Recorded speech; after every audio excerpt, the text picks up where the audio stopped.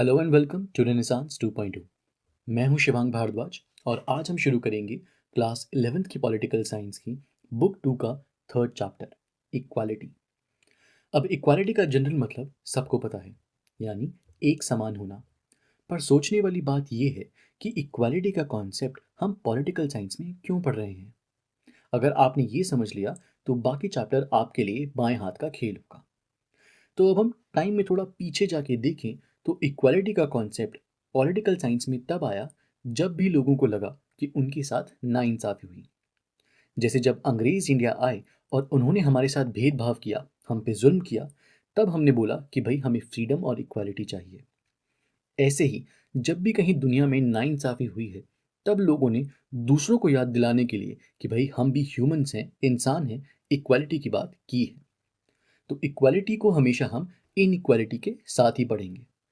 अब एक बार इक्वालिटी की डेफिनेशन देख के इसे दोबारा समझ लेते हैं।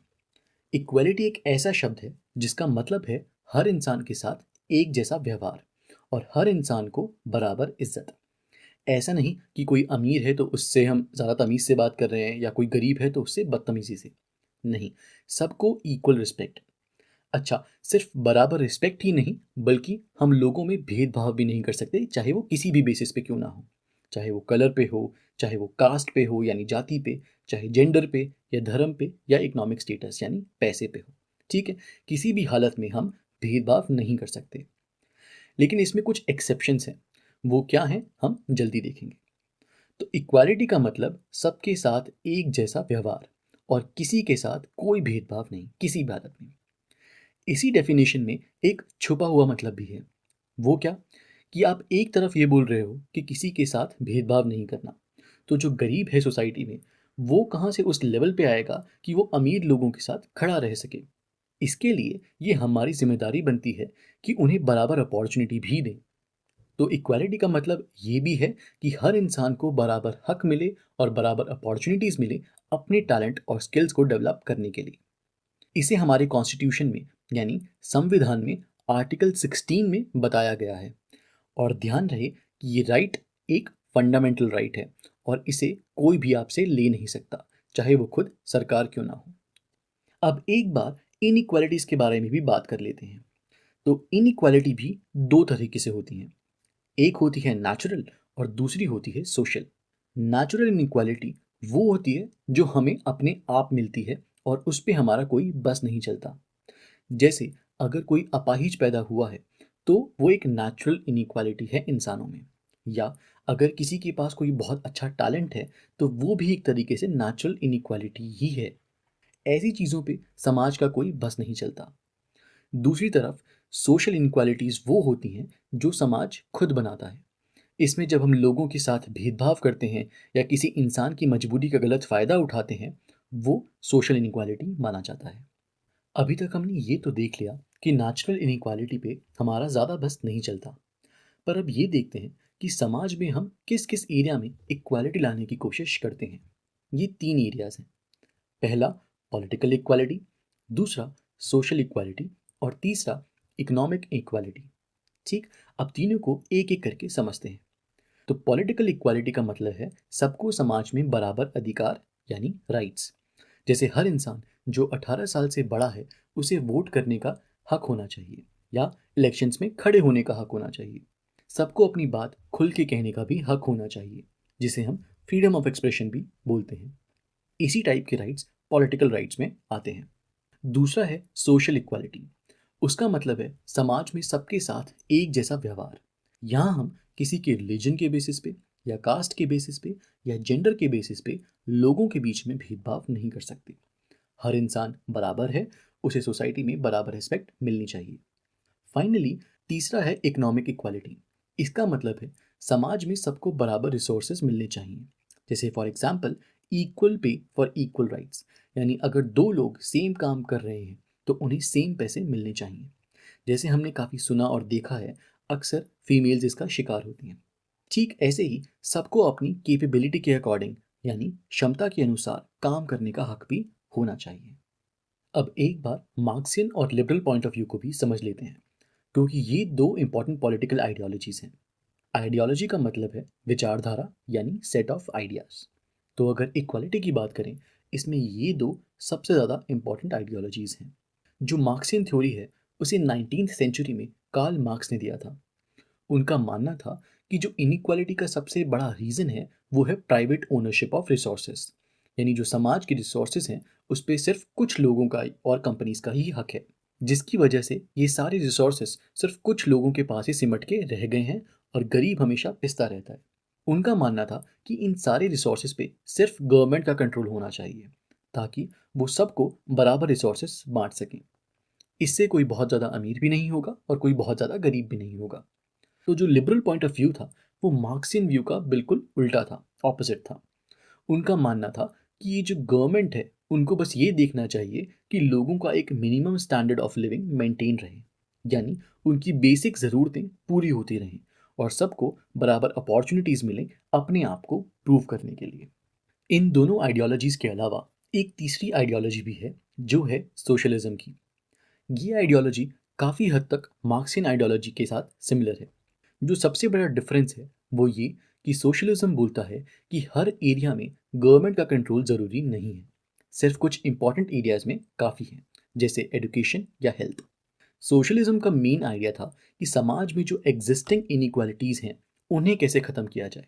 तो इसीलिए उनका मानना था कि सरकार को हर एरिया में कंट्रोल करने की ज़रूरत नहीं है, बस कुछ इंपॉर्टेंट एरियाज में ही कंट्रोल करने की ज़रूरत है। इंडिया में सोशियोलॉजिस्ट आइडियोलॉजी के एक बड़े सपोर्टर रहे हैं, जो थे राम मनोहर लोहिया। और उन्होंने इंडिया में 5 टाइप की इनइक्वालिटीज़ को आइडेंटिफाई किया था। पहला, inequality between main and women, यानी मेल्स और फीमेल्स में भेदभाव।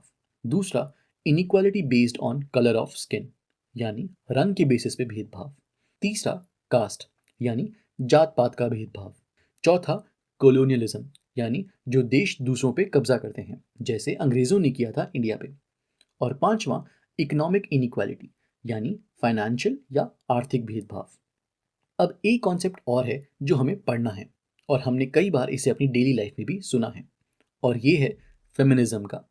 फेमिनिज्म का मतलब है मेन और वुमेन दोनों के लिए बराबर अधिकार। अब कई बार लोगों को फेमिनिस्ट वर्ड सुन के लगता है कि सिर्फ फीमेल्स ही फेमिनिस्ट होती हैं, तो ये बिल्कुल गलत है।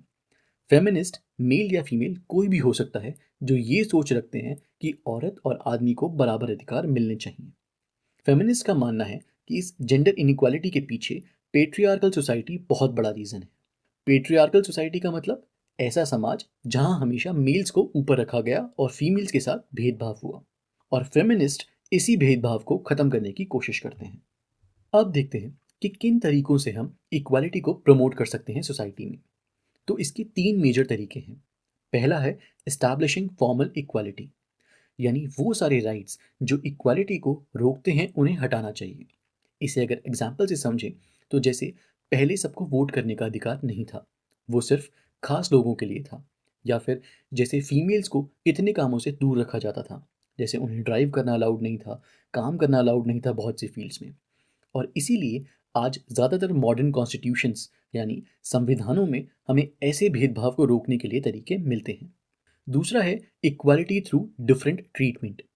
ये इंटरेस्टिंग है। इसमें हम बोलते हैं जो समाज के कमज़ोर सेक्शंस हैं, चाहे वो आर्थिक रूप से हों या किसी और तरीके से, उनके लिए स्पेशल प्रोविजंस होनी चाहिए, यानी उन्हें थोड़ा स्पेशल ट्रीटमेंट मिलना चाहिए। और ऐसा हम इसलिए बोलते हैं क्योंकि एक तरफ तो हम ये बोल रहे हैं कि सबको बराबर प्लेटफॉर्म मिलना चाहिए कंपटीशन के लिए, पर हम ये भूल जाते हैं कि सबके पास बराबर रिसोर्सेस नहीं होते।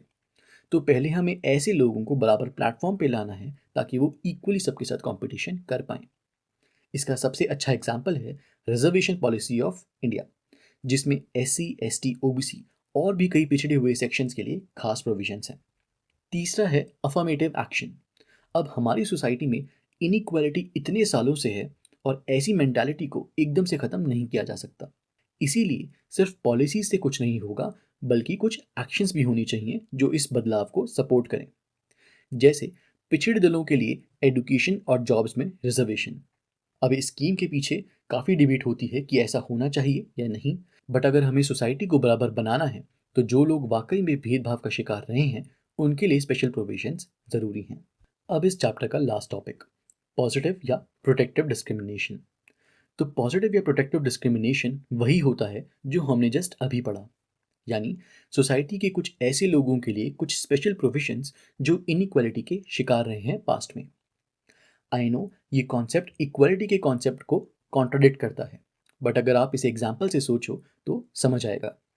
फॉर एग्जाम्पल, एक तरफ पार्थ नाम का एक बच्चा है जो काफ़ी अमीर घर से बिलोंग करता है, और दूसरी तरफ हिमालय नाम का बच्चा जो काफ़ी गरीब घर से है, और दोनों ही एक कॉम्पिटिटिव एग्ज़ाम की तैयारी कर रहे हैं। पार्थ के पास तैयारी के लिए महंगी बुक्स हैं, प्राइवेट कोचिंग है, एयर कंडीशन रूम है पढ़ने के लिए, और हिमालय के पास कुछ भी नहीं, सिर्फ एक फटी पुरानी सी बुक है। तो अब आप सोचो कि ऐसे में क्या दोनों के बीच का कंपटीशन जायज़ होगा? नहीं ना। इसीलिए प्रोटेक्टिव या पॉजिटिव डिस्क्रिमिनेशन का कॉन्सेप्ट आया, जो इन वीकर सेक्शंस को उस लेवल तक लाने में मदद करता है जहां कंपटीशन जायज़ रहे। तो यहाँ खत्म होता है हमारा इक्वालिटी चैप्टर। अगर आपको ये वीडियो अच्छी लगी तो इसे लाइक और शेयर करें, और चैनल को सब्सक्राइब करना ना भूलें। I will see you in the next chapter. Till then keep learning. Thank you.